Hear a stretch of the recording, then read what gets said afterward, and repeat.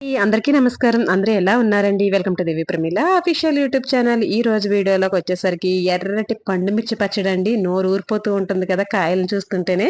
అలాగే ఇవి తీసుకునే పద్ధతిని, ఎలా తీసుకోవాలి కాయల్ని అని, తర్వాత స్టోరేజ్ చేసుకునే విధానాన్ని, పచ్చడి పెట్టుకునే విధానాన్ని 2 కూడా ఈ వీడియోలో చూపిస్తాను. వీడియో అయితే స్కిప్ చేయకుండా లాస్ట్ వరకు చూడండి. ఇక ముందుగా తీసుకునే విధానం ఏంటంటే కాయల్ని ఇలా ఎంచుకోవాలండి. లావుగా కొంచెం బారుగా ఉన్న కాయల్ని అయితే తీసుకుంటే ఇవి నీరు ఎక్కువగా ఉంటుంది, గుజ్జు ఎక్కువగా ఉండి కారం తక్కువగా ఉంటుందండి. తర్వాత ఈ కాయలు వచ్చేసరికి నీరేమీ ఉండదు, మొత్తం కారమే ఉంటుందండి. తొక్క పలచగా ఉండి కారం ఎక్కువగా ఉంటుంది. ఈ రెండు సమానంగా తీసుకుంటే పచ్చడి పర్ఫెక్ట్ గా ఉంటుంది, కారం కూడా సరిపోతుందండి. ప్రత్యేకం అయి పెట్టుకున్న మనకి చింతపండు గుజ్జు ఎక్కువగా వేయాల్సి వస్తుంది.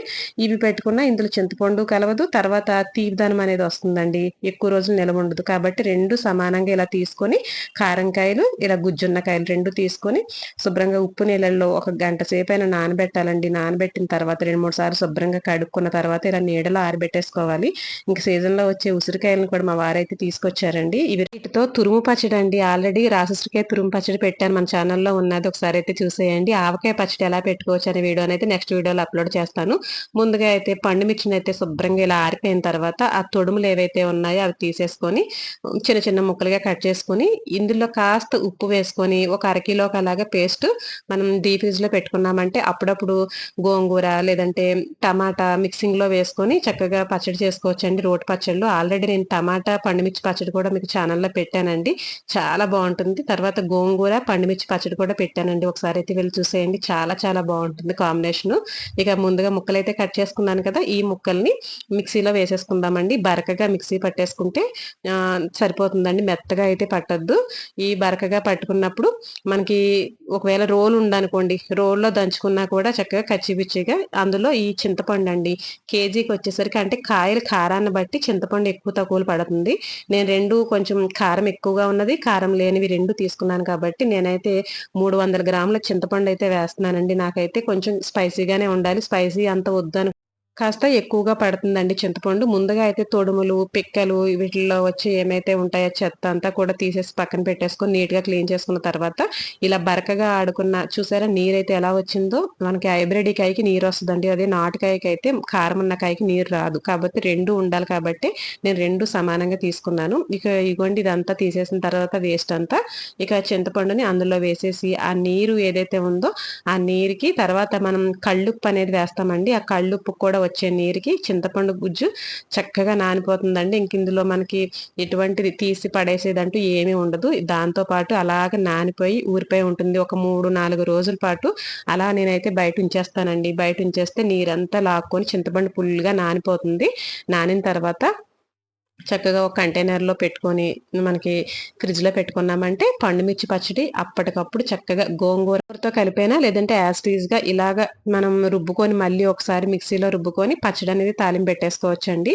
ఇక ఇది సంవత్సరం పొడుగుతూనే నిలవ ఉంటుంది. మనకి ఎప్పుడు కావాలంటే అప్పుడు ఎవరికైనా గమని ఇవ్వాలన్నా విదేశాలకి ఏమైనా ఇప్పుడు వెళ్తున్నారు కదండి పిల్లలని చుట్టాలని ఎవరో ఒకరు ఉంటున్నారు కదా, వాళ్ళకి అప్పటికప్పుడు కావాలనుకున్న అన్న సీజన్లో మనకు చక్కగా అవైలబుల్గా ఉంటుంది. నేనైతే సంవత్సరం క్రితం పెట్టిన ఈ పండుమిర్చి పచ్చడి అండి. ఇప్పుడు మళ్ళీ సీజన్ వచ్చేసింది కదా, మళ్ళీ తీసి పక్కన పెడదామని చెప్పేసి ఆల్రెడీ నేను కొత్తగా రెడీ చేసింది ఫ్రిడ్జ్లో పెట్టి ఇదిగోండి పాతదైతే తీసి బయట పెట్టాను. చూసారు కదా ఎలా ఉన్నదో, ఫ్రెష్గా ఉంటుందండి, ఏమి పాడయ్యే ప్రసక్తే ఉండదు. డీ ఫ్రిడ్జ్లో పెట్టుకోవాలి, నార్మల్ ఫ్రిడ్జ్లో కాదు. ఇక నేనైతే తీసి బయట పెట్టిన తర్వాత చింతపండుతో పాటు పెట్టేశాను కదా లాస్ట్ ఇయర్, ఇప్పుడు అది కూడా శుభ్రంగా నానిపోయింది చూసారు కదా.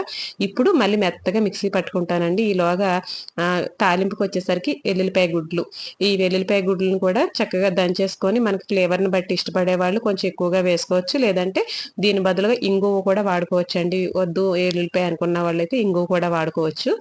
అయితే తాలింపుకి చక్కగా వేరుశనగ నూనె అయితే వేసానండి. మంచి స్మెల్ టేస్ట్ అయితే చాలా బాగుంటుందండి. ఆ వేరుశనగ నూనె కానీ గానుగుతో నువ్వుల నూనె కానీ చాలా బాగుంటుంది. ఆ నూనె మరిగిన తర్వాత కాస్త వెల్లుల్లిపాయలు దంచుకున్న వేసేసి ఆవాలు, జీలకర్ర, కరివేపాకండి చక్కగా ఈ 3 వేసేసి, మళ్ళీ ఎండుమిరపకాయ అయితే వద్దండి, వేయనవసరం లేదు దీనికి. కాస్త పసుపు అయితే వేసేసి కొంచెం బాగా దోరగా వేగిన తర్వాత స్టవ్ ఆఫ్ చేసేస్తే ఆ వేడికే తాలింపు అటు ఎక్కువగా మాడకుండాను మనకి వెల్లుల్లిపాయలు కూడా కొంచెం ఆ స్మెల్ అనేది అలా చక్కగా వేగి చాలా బాగుంటుంది ఫ్లేవర్ అదిని. ఇక ఇది పక్కన పెట్టేసుకుందాం పూర్తిగా చల్లారే వరకు. ఈలోగా కొంచెం మెంతులు, ఆవాలునండి, ఇవి రెండు కూడా కొంచెం దోరగా సువాసన వచ్చేలా వేయించుకొని వీటిని కూడా మిక్సీ పట్టేసుకుందాము.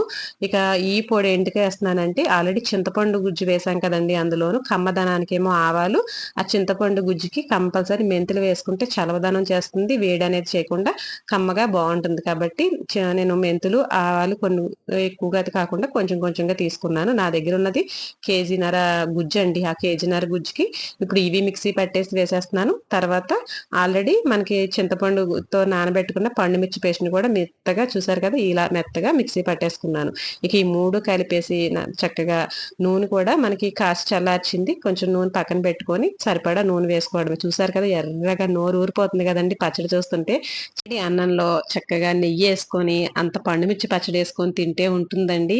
జ్వరం వచ్చినా జలుబు చేసినా కూడాను ఆ నోరుకి చేదుగా ఉండి తినబుద్ధి అవ్వట్లేదు అంటామే, ఈ పచ్చడి ఎదురుగా పెడితే మాత్రం కంపల్సరీ అంత అన్నం తినేస్తాం కదండి. మా అందరికి, అందులో మా వారు పిల్లలకి అందరికి చాలా చాలా ఇష్టమైన ఆల్ టైమ్ ఫేవరెట్ అయిన పండు మిరపకాయ పచ్చడి అండి. ఇంకా పెట్టే విధానం అయితే ఇదే సింపుల్ గా, ఏం లేదండి, ఎంత ఈజీగా చేసుకోవచ్చు. అందులో చక్కగా పాడవకుండా నిలవ పెట్టుకునే విధానాన్ని కూడా చూపించాను కదా. ఈ రోజు మధ్యాహ్నం భోజనంలోకి వచ్చేసరికి బెండకాయ ఎండురాయలు పులుసు అండి. ఇది కూడా ఎంత సాదుగా ఉంటదంటే 4 ఎండురాయలు వేసామంటే చాలండి. వంకాయ పులుసులోనైనా, బెండకాయ పులుసులోనైనా, గుడ్లు పులుసు ఇలా ఎందులోనైనా సరే 2 ఎండురాయలు వేసామంటే అసలు ఆ స్మెల్, ఆ టేస్టే వేరు కదండి. ఇక మధ్యాహ్నం అయితే ఎంత బాగుందో మాకైతే. లంచ్ లోకి వచ్చేసరికి ఈ వేడి వేడి అన్నంలో చక్కగా మంచి రంగుతోటి గుజ్జుగా కారం కారంగా భలే టేస్టీగా ఉందండి పండుమిరపకాయ పచ్చడి అయితే. ఇక దానికి మళ్ళీ ఈ బెండకాయ వెండ్రేలు పులుసు భలే ఉందండి. భలే ఎంజాయ్ చేసేసాం మేమందరం కూడా. ఇక మీరు కూడా చూసి చక్కగా ట్రై చేసేయండి, చక్కగా నిలవ పెట్టుకోండి. ఏమీ అంత ఇబ్బంది ఏమి ఉండదండి పండుమిరపకాయ పచ్చడి. ఎండు కారం వాడితే వచ్చే పండుమిర్చి వల్ల ఇబ్బంది ఏమి ఉండదు. కాస్త కారం తక్కువ తినే వాళ్ళైతే గనక మనకి ఎప్పుడైతే నేను కారం ఎక్కువగా ఉంటాయండి పండుమిర్చి అవి కూడా కలుపుకోవాలని చెప్పాను కదా, ఆ కాయల్ని అవాయిడ్ చేసేసి మామూలుగా నీరుగా ఉన్నాయి చూడండి హైబ్రిడ్ కాయలు, కొంచెం లావుగా ఉండేవి అవి మాత్రం పెట్టుకోండి. అప్పుడు మీకు అంత కారం తినలేని వాళ్ళకైతే ఇబ్బంది ఏమి ఉండదు. చాలా బాగుంటుందండి, చాలా మంచిది కూడాను. ఇక మంచి వీడియోతో మళ్ళీ ముందుకైతే వస్తాను. వీడియో నచ్చితే కనుక కంపల్సరీ లైక్ చేయండి, షేర్ చేయండి, మరి ఛానల్ అయితే సబ్స్క్రైబ్ చేసుకోండి. ఇక మీ ఫ్రెండ్స్ అండ్ ఫ్యామిలీస్ అందరికీ షేర్ చేస్తే నా వీడియోస్ వాళ్ళ వరకు వెళ్తాయి. Thank you so much watching అండి. ఉంటానండి.